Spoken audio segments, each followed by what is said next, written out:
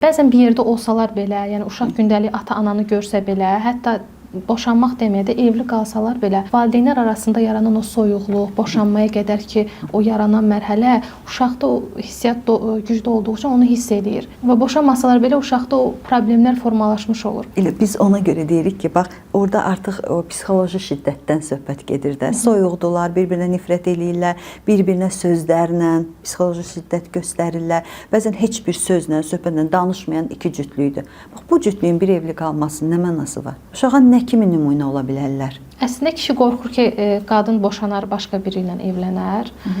Qadın da qorxur ki, ata vəzifəsini yerinə yetirməz. Yəni övladına pul verməkdir, aliment ən azından verməkdir.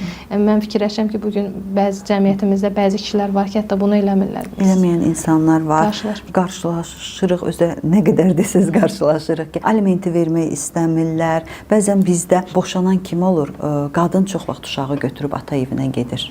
Tək aliment deyil, o uşağının gələcəyini düşünməyən o qədər atalar var ki. Yəni uşağın nə olacaq, onun bundan sonraki həyatı nə olacaq? Sadəcə alimentlə bitmir axı məsələ. Ona görə də onun bütün bu proses boyu onun yanında olmaq lazımdır və bu boşanma prosesində hər zaman öncəlik uşaqlar olmalıdır. Bizim egolarımız yox. Hər kəs bir-birinin üzərində sanki güc nümayiş elətdirir. Mən bir-birimizi nə qədər yaralaya bilərik boşanmada, amma bu lazım deyil axı. İlk o etabın emosional o hisslər keçəndən sonraki görürsən ki, əslində heç ehtiyacı da yox imiş. Yəni biraz emosiyalarımızı idarə etməyi öyrənsək, biraz səbir göstərməyi öyrənsək, bu proses əvvəl-axır bitir.